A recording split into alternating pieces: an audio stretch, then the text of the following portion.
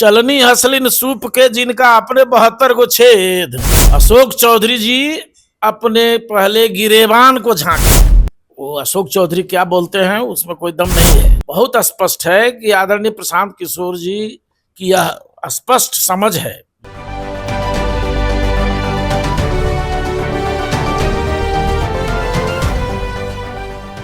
नमस्कार, स्वराज पोस्ट में आपका स्वागत है। मैं वेद सिंह। चुनावी वर्ष 2025 और चुनाव होने में ज्यादा समय रह नहीं गया है। इस बीच अगर बात करें तो एक मामला जो है काफी ज्यादा आगे बढ़ चुका है।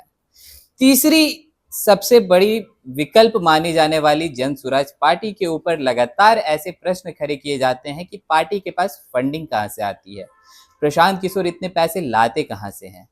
ये बात फिर से इसलिए इस बात पे हलचल ज्यादा तेज हो गई है क्योंकि बिहार सरकार के मंत्री अशोक चौधरी ने प्रशांत किशोर से सवाल किए हैं। उन्होंने साफ तौर पर कहा है कि प्रशांत किशोर इतने पैसे लाते कहां से हैं।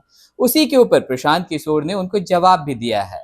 उन्होंने साफ तौर पर कहा है मंत्री अशोक चौधरी के बारे में कि उनके जैसा नहीं है कि जिनके पिता पहले से मंत्री हों, अपनी बेटी को भी सांसद बना दें और तो और उनके पास पैसे की कमी नहीं है। लेकिन प्रशांत किशोर ऐसे लोगों को मौका दे रहे हैं जिनके पास ना पैसे हो, ना किसी मंत्री का पहुंच हो, ना कोई उनके फैमिली में मंत्री हो।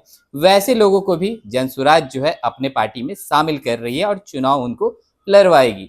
चलिए, इन्हीं सब तमाम मुद्दों पर बातचीत करने के लिए अभी हमारे साथ मौजूद हैं जन स्वराज के मुख्य प्रवक्ता संजय ठाकुर जी। पहले तो स्वागत है आपका। धन्यवाद आपको भी और आपके पूरी टीम को और आपके तमाम श्रोताओं को जन स्वराज परिवार की ओर से हार्दिक शुभकामनाएं, बधाइयां।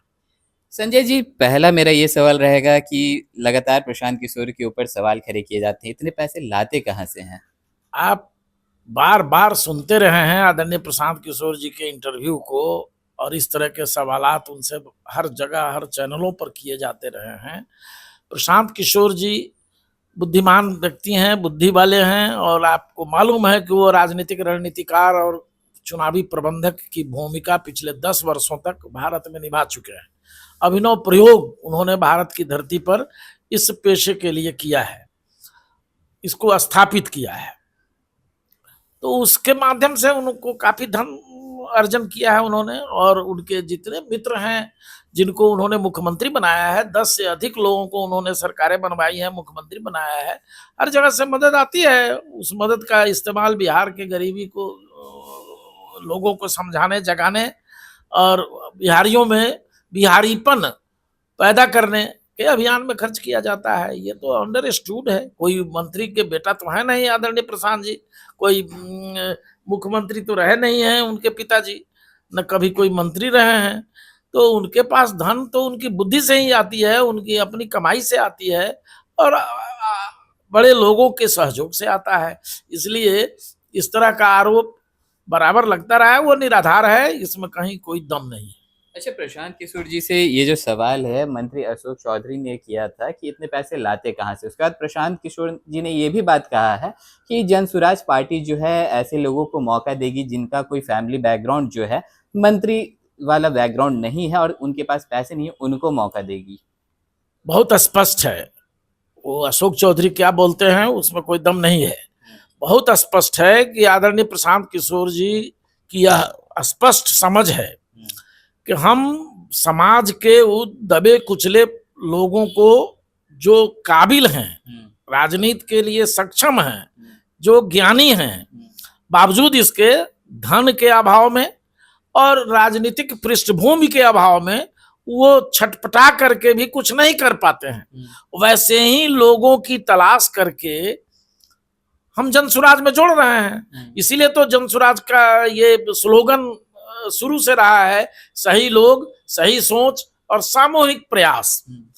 वैसे ही सही लोगों को जिनमें बिहार को बदलने का जज्बा है, सही सोच है और जो इन राजनेताओं के दबाव के कारण दबे कुचले हैं, उन्हें निकाल करके राजनीति का एक प्लेटफॉर्म दिया जा रहा है। और ये इतना ही नहीं, प्रशांत किशोर जी का यह भी स्पष्ट मानना है और उनकी घोषणा भी है कि ऐसे गरीब लोगों को, कमजोर लोगों को अगर वो राजनीति करने के लिए सक्षम है तो उन्हें टिकट भी दिया जाएगा, उन्हें धन संसाधन भी मुहैया कराए जाएंगे, उन्हें अपने खर्चे से जनसुराज चुनाव लड़ाएगा और उन्हें जिता करके विधानसभा में लाएगा।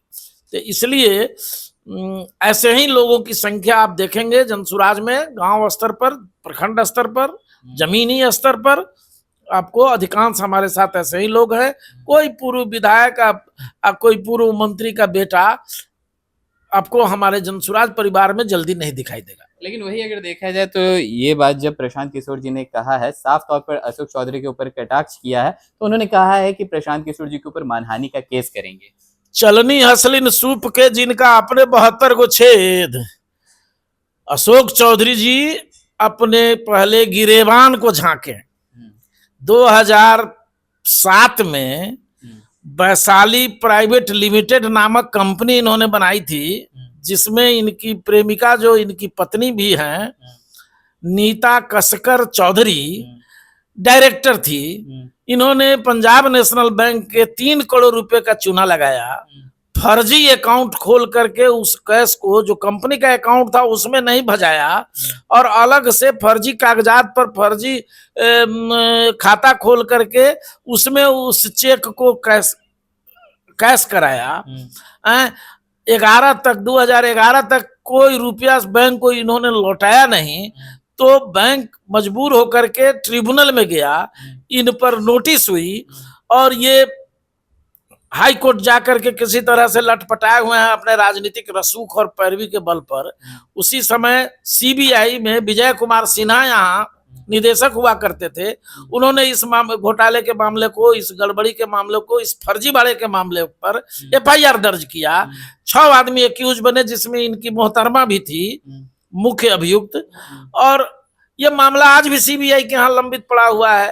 तो ये तो इनकी राजनीति में इब्तदा ही घोटाले से हुई है। आज भी आप देख लीजिए, भवन निर्माण के मंत्री हैं, उनके मंत्रित्व काल में चरण दास जी जो मुख्य अभियंता हैं, उन पर ईडी का रेड होता है टेंडर घोटाले में। संजीव हंस जी जब पकड़े गए तो उनके यहाँ जो दस्तावेज मिले, उसमें इन तमाम लोगों का मामला उसी के यहाँ प्राप्त हुआ ईडी को कि ये मुख्य अभियंता भवन निर्माण भी टेंडर घोटाला में शामिल हैं। फिर नगर निगम के पदाधिकारी, बीपीएससी के पदाधिकारी हैं, वो उस घोटाले में शामिल हैं। बुडको के अधिकारी हैं, वो टेंडर घोटाले में शामिल हैं। तो इन पर ईडी का रेड हुआ। 11 करोड़ 64 लाख रुपया इनके घर से बरामद हुआ। 11 करोड़ 64 लाख जी, फुलवारी शरीफ स्थित जो इनका मकान है, उस मकान पर रेड हुआ और उसमें 11 करोड़ 64 लाख रुपया बरामद हुआ। मेरा सवाल है, जनसुराज ये जानना चाहता है कि इन घोटालों के तार क्या मंत्री से नहीं जुड़े हुए हैं? क्या मुख्यमंत्री आवास तक नहीं जुड़े हुए हैं? इसका स्पष्टीकरण आज तक सरकार क्यों नहीं दे रहा है? दूसरी बात कि जब मंत्री हैं ऑलरेडी अशोक चौधरी जी, और उनके विभाग के मुख्य अभियंता रिटायर करता है अक्टूबर महीना में 2024 को, और ये नवंबर में उसको एक्सटेंशन की अनुशंसा करते हैं। जब आप मंत्री हैं तो आप तो भ्रष्टाचारी अधिकारी को पहचान रहे होंगे ना, जो कौन कौन भ्रष्टाचारी अधिकारी है, कौन ईमानदार अधिकारी है हमारे यहाँ। तो जब आपको मालूम था कि ये बड़ा घोटालेबाज है, टेंडर मैनेज करके रुपए कमा रहा है और सरकार की राशि का, राजस्व का नुकसान कर रहा है, तो फिर आपने उसकी अनुशंसा कैसे कर दी? एक्सटेंशन के लिए, सेवा विस्तार के लिए। सेवा विस्तार भी हुआ, कैबिनेट ने उसकी मंजूरी भी दे दी, सेवा विस्तार कर दिया गया। और सेवा विस्तार के साथ साथ इनको एक रमेंद्र कुमार जी सचिव स्तर के अधिकारी हैं, जिनके हस्ताक्षर से यह भी नोटिफिकेशन हुआ जो इनको भवन निर्माण विभाग का महाप्रबंधक के पद पर अतिरिक्त प्रभार दे दिया गया। अच्छा। तो आप मतलब उसके बाद इन पर रेड होता है। तो रेड होता है तो मंत्री जी स्पष्ट करें जी, इस रेड में जो राशि बरामद हुई है उसमें भवन निर्माण विभाग के मंत्री जी की क्या भूमिका है? ये आप बहुत बड़ा आरोप लगा रहे हैं। जी, आरोप क्या, ये तो पब्लिक डोमेन में है, सारे लोग जान रहे हैं जो रेड हुआ है वो मुख्य अभियंता के घर पर। सारे लोग जान रहे हैं जो 11 करोड़ 64 लाख रुपए बरामद किए गए हैं, जिसको गिनने के लिए मशीन मंगाया गया। शुरुआती दौर में 3 करोड़ का हल्ला हो रहा था, लेकिन जब पूरी राशि जब गिनी गई तो वो 11 करोड़ 64 लाख रुपया हुआ। तो ये तो सार्वजनिक है, ईडी को इस पर जवाब देना चाहिए। ईडी आगे क्यों नहीं जांच को बढ़ा रही है? हम तो हमारा सब इसलिए नहीं बढ़ा रही होगी कि भारतीय जनता पार्टी के समर्थन की सरकार चल रही है।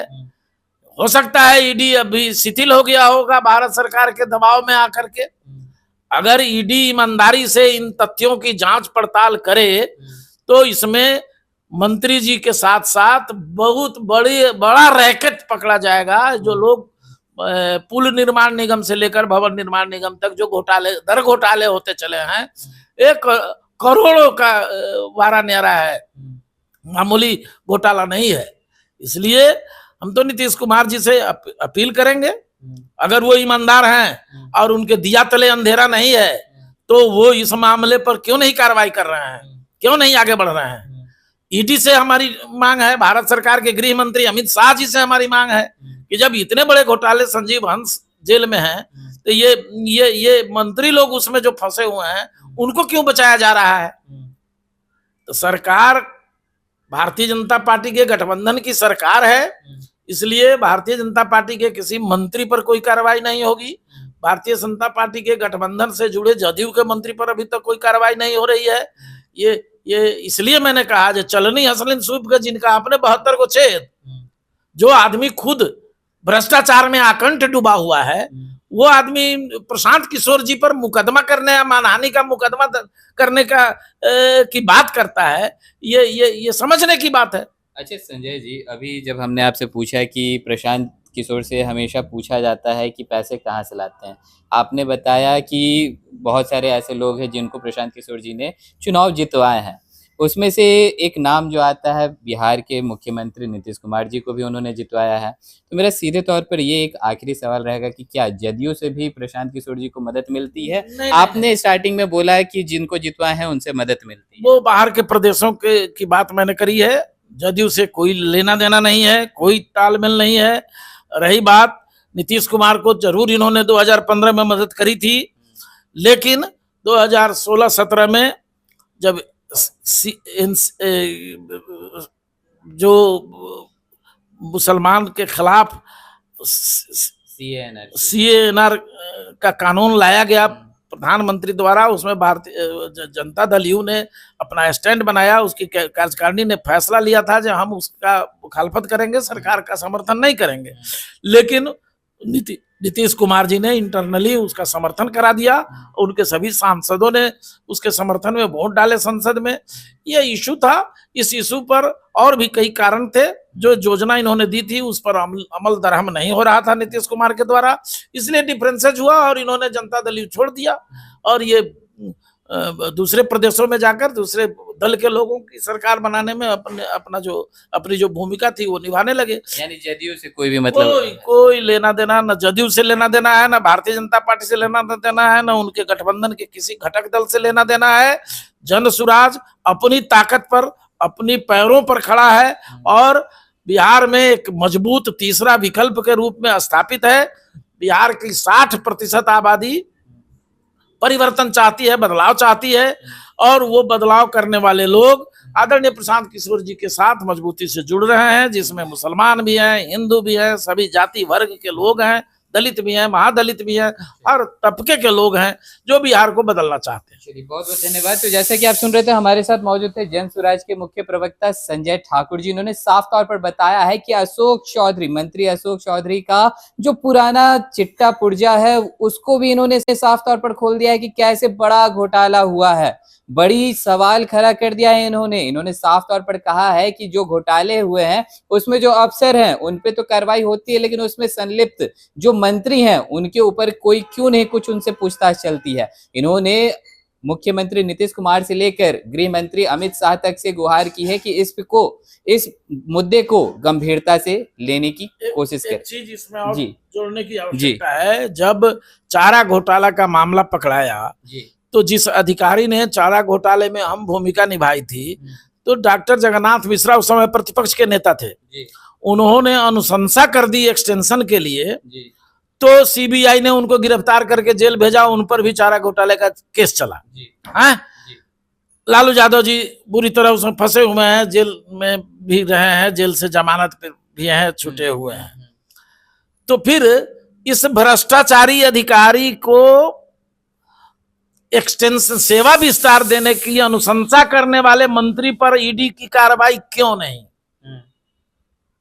ये सवाल है। इसकी मांग करते हैं, एकदम मांग करते हैं जे पूरे इस प्रकरण की और गहनता से जांच की जाए और इसके तार जहां जहां फैले हुए हैं उसे सार्वजनिक किया जाए, उसे पकड़ा जाए और इस पर कार्रवाई हो। मुझे जहां तक मेरे सूत्रों से जानकारी है कि इसके तार मुख्यमंत्री के आवासीय परिसर में स्थित अधिकारियों तक भी पहुंचा हुआ है और उसे बचाने का लगातार प्रयास हो रहा है। चलिए, तो जैसे कि आप सुन रहे थे, संजय ठाकुर जी ने साफ तौर पर बड़ी बात कह दी है। इन्होंने मंत्री अशोक चौधरी के ऊपर कड़ी प्रतिक्रिया देते हुए कई सवाल भी खड़े किए हैं। आप सुन रहे थे इस वीडियो के माध्यम से। तो चलिए, और भी ऐसे तमाम खबरों का सिलसिला इसी प्रकार बना रहेगा। स्वराज पोस्ट पे अपनी प्रतिक्रिया को हमारे कमेंट बॉक्स में जरूर साझा करें। धन्यवाद।